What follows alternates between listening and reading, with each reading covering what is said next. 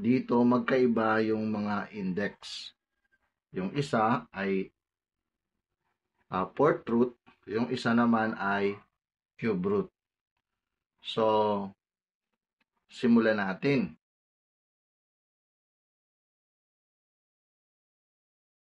Ang una, dapat gawin nating magkaparehas ang base ng kanyang radicand. So, it means to say, gawin nating 2 ang base ng radicand. Okay? So, magiging ganito yan.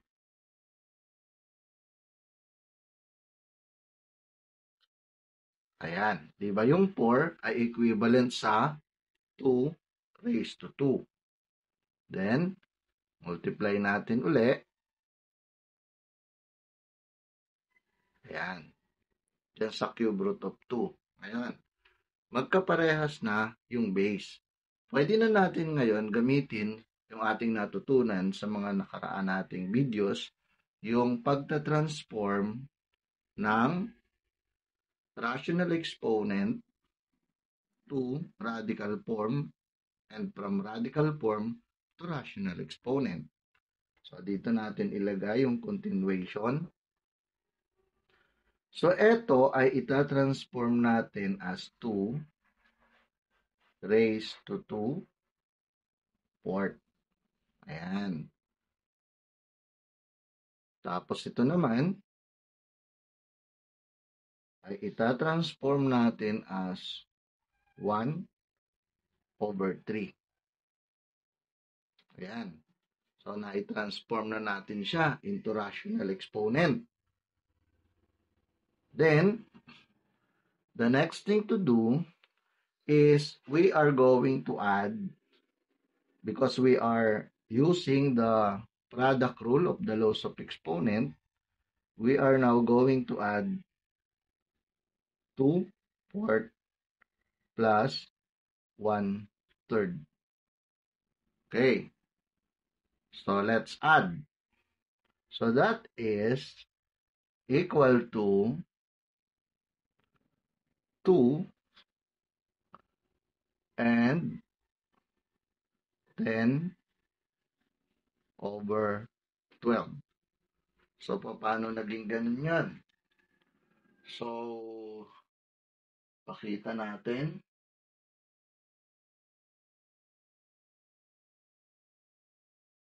Dito sa gilid, etong 2 fourth plus 1 third, di ba?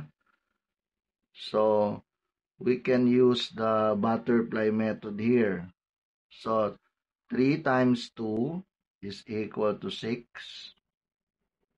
Then, 3 times 4 is equal to 12.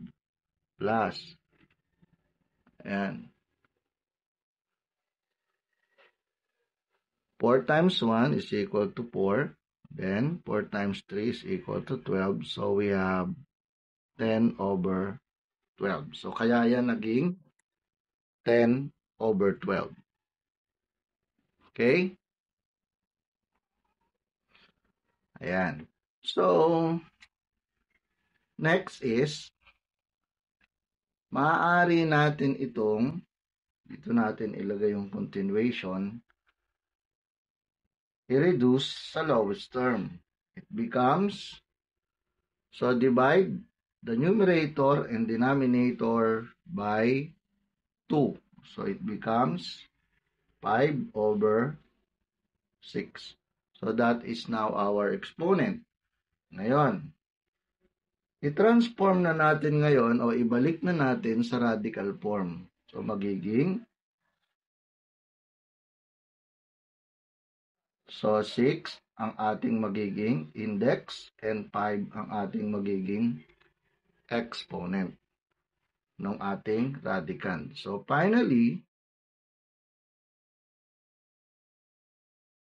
ito na ngayon yung ating pinaka simplified answer. Okay? So, kung titignan natin yan, yung 2 raised to 5 ay naging 32. Bakit? Diba? So, kung hindi natin alam yan, balikan natin yung laws of exponent or yung video natin na ano nga ba yung exponent. So, para maintindihan natin kung bakit ang 2 raised to 5 ay naging 32. Okay, for now, ito ngayon yung ating magiging pinaka-final answer. Okay, dadagdagan pa natin, lalagyan naman natin ng variable. Okay? Okay, dito naman, kaya ang una uli natin gagawin nating magkaparehas yung base, yung number, no? Yun muna yung trabahuin natin. So, it becomes, kopyahin muna natin, 3x. Tapos, dito sa side na to, yung 9 gawin natin 3 squared. Tapos, x cube. Ayan. Para parehas na sila nung base. Okay? Yung base number. Okay. So now, the next thing to do is transform the radical expression to rational exponent. So ito ay magiging 3. Paghihiwalay na natin sila, no? 3 tapos 1/3. Tapos x 1/3. Ayan. So times. Ito. Paghihiwalay na rin natin. 3. 2 raised to 2/2. Kasi ang ating index dito ay 2 square root. Sige, ilagay natin. 2. Tapos dito naman, x. Okay. 3/2. Ayan. So, what's next? Dito na tayo. I-add natin yung mga exponent ng the same base because we are using the product rule of the laws of exponent. Ito yun. So, yung 3, kakaroon tayo dito ng exponent na 1/3 plus 2 halves. Ayan. And then, sa x naman, magkakaroon tayo ng 1/3 plus 3. Ayan, 3 halves. So, ngayon, i-simplify natin, no? Tignan natin. I-add na natin yung fraction. So, 1/3 plus 2 halves equals, ilan yun? 1/3 plus 2 halves. So, yan ay magiging, so, by butterfly method, pwede natin gawin dyan. Magiging 2/6 plus 6/6. So, magiging, ilan yan? 8/6. Ayan. So, yung 3, ito, ang magiging exponent niya ay 8/6. O maaari nating ano yan. Pwede naman mamaya na natin i-reduce pag nagsisimplify na tayo. Okay? Because our target here, kailangan maging magkaparehas yung kanilang mga index. Sige. 8/6. So, ayan yung exponent. So, doon naman tayo sa x. Ayan. So, sa x, yan ay 1/3 plus 3 halves, di ba? So, ano mangyari dyan? So, 2 equals yan sa 2/6 at saka plus 9/6.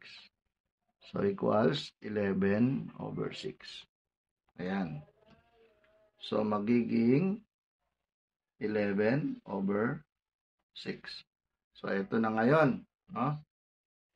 Magiging 11/6. Then, pwede na tayo ngayon mag-transform from rational exponent to radical form. Kasi parehas na yung index. Yun ang target natin. Okay? So, lagay natin yung index. Gawa tayo ng radical symbol. So, yung 3 raised to 8, tapos yung x raised to 11. Ayan. So, nandiyan na tayo sa puntong yan.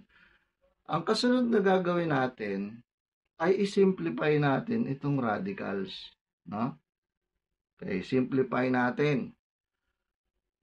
Tandaan natin ang ating index ay 6. So, ang target natin ay magkaroon ng 6 na exponent dito para ma-simplify natin later on using the laws of radicals. So, kaya kailangan, bago mo ito dapat pinanood, ay pinag-aralan mo na yung laws of radicals and laws of exponent. Okay? So, gawa tayo ng isa pa. So, ito, yung 3, tugtong natin dyan, magiging 3 raised to 6 times, may sobrang dalawa. Di ba? 3 raised to 2. Di ba? Yan. Yan yung 3 raised to 8. Pinag-iwalay natin. Because our target is to simplify this radical expression. Then, x sa x naman. Pwede natin gawin ay raised to 6 tapos x raised to 5. So, ilabas natin. 6 plus 5 equals 11. So, ayan. Okay? So, next thing to do, dito natin ilagay.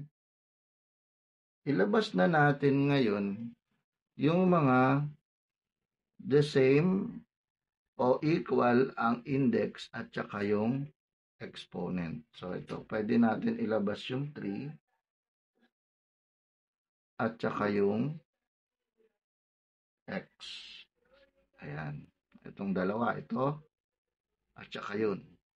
Then, may iwan sa loob etong yung 3 raised to 2, magiging 9 na yan. Di ba? So, lagyan muna natin ng index.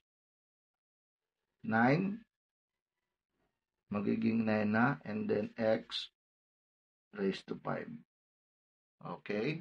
So, that would be now our final answer. Ito na yung pinaka-final answer natin. So, ganun lang ang gagawin natin, ano? So, bye-bye natin at ating pagsanayan kung paano mag-multiply ng radical expression of different orders. Okay? So, laging tatandaan, sa math ay hindi ka huhusay kung hindi mo ito laging pinagsasanayan.